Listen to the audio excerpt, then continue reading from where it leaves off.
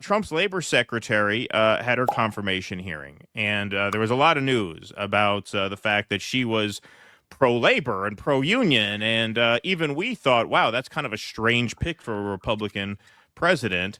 But here she is at her confirmation yesterday. Trump's nominee for labor secretary walks back support for PRO Act, embraces Republican right-to-work laws. Lori Chavez-DeRemer, the pro-union Republican tapped by President Donald Trump for labor secretary, testified before the Senate Committee on Health, Education, Labor, and Pensions on Wednesday, fielding requests from senators about her support for the Protecting the Right to Organize, or PRO Act. Chavez-DeRemer supported the PRO Act as a representative for Oregon's 5th Congressional District. She told senators on Wednesday she no longer supports the aspect of the PRO Act that would have overturned Republican-backed right-to-work laws, which could earn her the favor of some Republican senators who were reluctant to confirm her nomination. The PRO Act would effectively kill state-level laws that prevent employers and unions from requiring workers to pay union dues as a condition of their employment. Republicans, including Senator Rand Paul from Kentucky, opposed the PRO Act for overturning right-to-work laws. Paul said he would not support her if she continued to support the PRO Act. Quote, if she wanted to make a public statement saying that her support for the PRO Act was incorrect and she no longer does, then I'd think about her nomination, Paul told Fox News Digital in a statement ahead of Chavez-DeRemer's hearing. So just so people understand that, well, here, let me finish the article. Chavez-DeRemer highlighted the distinction between representing Oregon as a congresswoman and representing Trump's agenda as labor secretary. Oh, well, that kind of puts a wet towel on the whole thing. I signed on to the PRO Act because I was representing Oregon's 5th District, but I also signed on to the PRO Act because I wanted to be at the table and have those conversations. I fully, fairly support states who want to protect their right to work, Chavez-DeRemer said. So just to explain that a little bit in case there's any confusion, for example, when I worked for UPS as a seasonal employee, I had to pay union dues even though I wasn't in the union. Now, technically, UPS could not fire me should I choose not to join the union. They would have to keep me on, but I'd still have to pay union dues, which is why literally everybody who joins UPS, who works for UPS, joins the union. That's the whole point of it now. UPS is known as having pretty good union benefits. And so by forcing every employee to pay those union dues as a price of working there, because it's a union shop, they are able to obviously incentivize joining the union, which on a whole is, of course, beneficial to workers across the board in terms of wages, in terms of benefits, savings accounts, all the rest of it. But you know who this was not a deal breaker for? Sean O'Brien of the Teamsters says we need a Secretary of Labor that's pro-labor and will work hard on behalf of American workers. That's why the Teamsters Union is supporting Lori Chavez-DeRemer to be confirmed as the next U.S. Labor Secretary. So here he is on Fox News voicing his support. I had on my bingo card in this election that the Teamsters would not endorse the Democratic nominee for president and then back the labor secretary for a Republican president. How did you come to that? Well, we came to it. Obviously, we didn't pick any candidate in the presidential election because our members spoke and they spoke loud. We were divided. 65% of our members were not for the Harris Waltz ticket. And when we obviously started this process after the election, we needed a Secretary of Labor that was pro-labor. We didn't care if it was a Democrat, Republican, Independent. We want someone that's going to work hard on behalf of the American workers, and Lori Chavez-DeRemer is the best choice, and hopefully will be confirmed. It shouldn't be a controversial confirmment either. Well, we'll see, because maybe there's a little bit of Republican resistance to her nomination. She was a congresswoman from Oregon. She's got a pedigree that unions, I think, would probably appreciate. She's the daughter of a Teamsters member. She co-sponsored the Protecting the Right to Organize Act, supported UPS workers' right to strike, supported raising working standards, and fought to keep jobs from going overseas. But the one thing that at least Senator Rand Paul was hung up on was the clause in the Protecting the Right to Organize Act that would have potentially see right to work in states be overturned. So he questioned her on that. Listen to this. I fully, fairly, and support states who want to protect their right to work.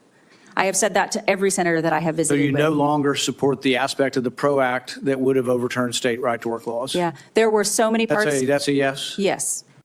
So what do you think about that? Well, I think it's a couple things. That's been Senator Paul's agenda. every chance he gets, he wants to introduce national right to work, which we do not support at all. We don't support right to work at all. We understand it's in the majority of the states out there. But that PRO Act, as it was never voted on. She supported it. She co-signed it. Never voted on. But there is an opportunity to work bipartisan. I'm working with senators like Josh Hawley to come up with a form of the PRO Act that may not include that. There's been a lot of talk that if there is an issue with right to work, it should be done on a state level, not on a national level. And look, that's the beauty of having conversations with people from the other side, where you can collaborate and actually find out what works for that state, what doesn't work for it, but more importantly, what's going to work for the American worker. Okay, so Kshama, you're more an expert than me. Isn't the whole point of the PRO Act to nationalize protection of union shops so that they are not diluted by non-union workers? Like, the whole point of a union shop is it's a union shop. Everybody pays it. Everybody gets way better wages, benefits, savings, everything. And he's saying, well, maybe we can come up with a version of this that delegates to the states. That seems completely pointless to me. And this seems like a complete betrayal of his rank and file. Oh, absolutely. And I could not have summed it up better, Keaton. The point of the union shop is the union shop. It's union. Right. That's the point. That's the whole point. That's the whole point. And the reason is simple, because just the absolute entirety of the history of capitalism globally shows that having a union for workers, having a union is just a very meager starting point of protections of your very, very basic rights. Anything that workers have today, which they take for granted, even if you voted for Trump, and if you actually value the protections you have in your workplace, well, just know that came because of labor fight back. In fact, it came from 150 years ago, more than that, when actually the labor leadership and the fighters at that time faced down all kinds of, actually even physical attacks. They had the National Guard pulled on them.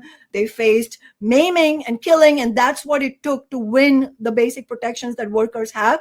Not to mention all the other protections that workers have won, including Social Security, the New Deal. It wasn't FDR that granted it. It was because there were general strikes happening, and there was an actual threat of workers drawing revolutionary conclusions. And that's when FDR told the capitalist class, well, I'm the guy, between you and the pitchforks. I'm the best friend that capitalism has. And so we better give the New Deal, because otherwise we will have worse problems on our hands. So that's the history of the labor movement.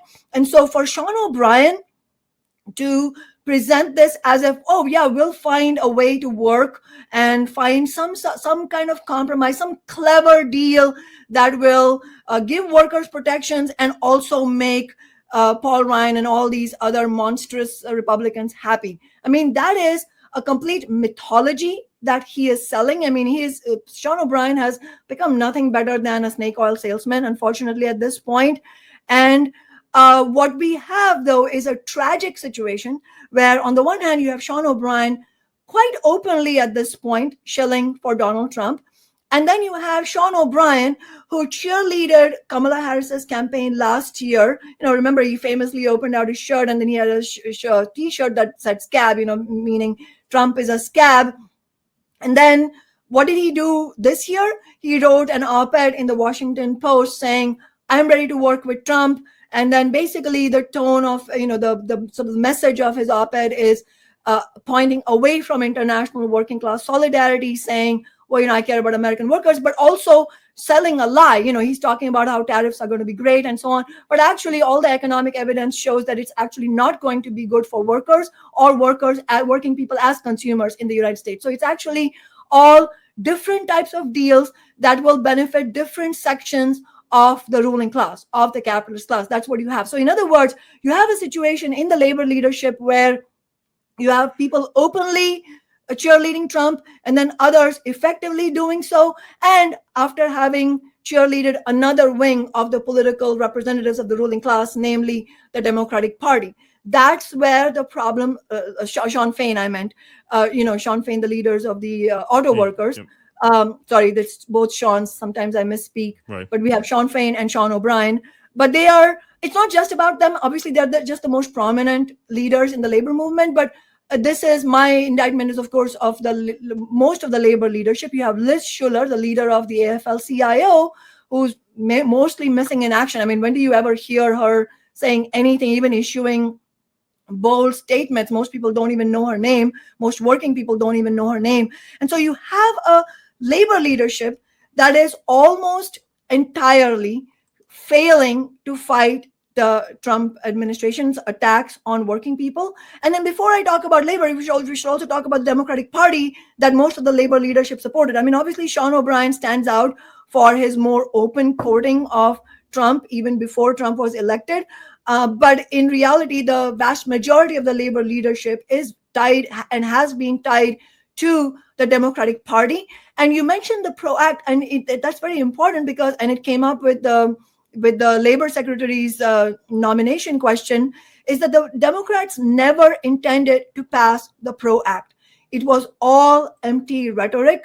They never, Obama never intended to support the Employee Free Choice Act either, which would have given workers the right to join a union without having to navigate all the treacherous situation of union busting campaigns like Amazon is doing right now and Starbucks has been doing, or long drawn out National Labor Relations Board elections, all of which is set up. It's not set. National Labor Relations Board, NLRB elections are not set up for workers. It was a reform, so-called reform, that was put in place to actually keep a check on the labor movement, the militancy of the labor movement. So actually long drawn out elections of that kind actually really detrimental to building unions, winning union elections, because they allow this whole period where the corporations, the bosses, can launch massive union busting campaigns against the workers inside the workplace. And so I'm mentioning that because that's another betrayal of the Democrats towards the labor movement. Obama famously promised to champion FCA, and he didn't do that. And same with the PRO Act. And the same thing happened with the Janus ruling as well in the Supreme Court, which said that public employees should not be required to pay union fees if they're not union members, which on the face of it sounds like it's pro-worker, but it's actually extremely anti-worker because it's anti-union. And if it's anti-union, it's anti-worker. And so what you have is a whole history of betrayals by the Democratic Party. And so, no, we should not hold our breath that now the Democrats are going to fight against Trump. They should, but they're not going to. I mean, Bernie Sanders could actually say, I'm calling for mass rallies, and I think we should have work stoppages. We should have massive strike actions. They're not going to do any of that because their whole goal is to channel people back into the Democratic Party, not to actually solve the problems people face in through the attacks by Trump against the labor movement. And so ultimately, what is the moral of this story here? This is to understand that neither Trump and the Republicans nor the Democratic Party are on the side of workers. And what we need in the labor movement right now is a reckoning. We need a historic reckoning in the labor movement to take down the business unionist leadership and to restore the militant, radical, rank and file organizing on which the actual labor movement was built and on the basis of which any victory was ever won. That's what we need right now. I mean, there has to be historical lessons as well. I mean, Sean O'Brien talking about, he's highlighting the betrayals by the Democratic Party, which is obviously accurate, but then he's sowing illusions in Trump. I cannot underscore enough how deeply dangerous this is and how much of a betrayal this will be of working people. And Sean O'Brien should be completely ashamed of what he's doing right now, because look at the history. I mean, and I think I mentioned this on Due Dissidence earlier, and so forgive me for repeating this point, but it bears repeating, which is that the debacle of the Air Traffic Controllers Union, PATCO, that happened at the hands of Reagan, which was the sort of the harbinger of the brutal period of neoliberalism and austerity and the historic attacks on the labor movement internationally in all of the Western world.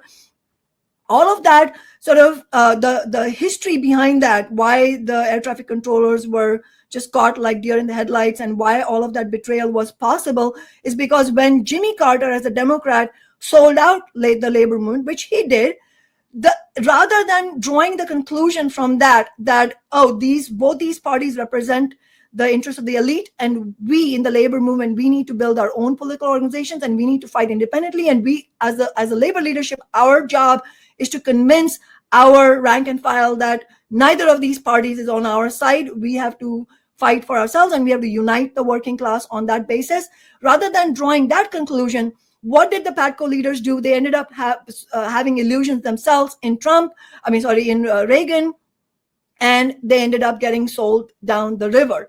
And so that historic lesson, as I said, is important for us to keep in mind, because that's what echoes in my mind when I hear Sean O'Brien saying, well, we should collaborate. No, that is a dangerous word. Collaborating with the political representatives of the capitalist class? No, absolutely not. If there's anything you do as a labor leader, you have to not collaborate. You have to refuse till your dying day to collaborate with the representatives of the ruling class. The moment you start talking about collaborating with them, that's when you have, it's done. It's all over. There's no hope there. We have to have a rank and file led uprising inside the labor movement, which rejects all of these snake oil salesmen. Please clap.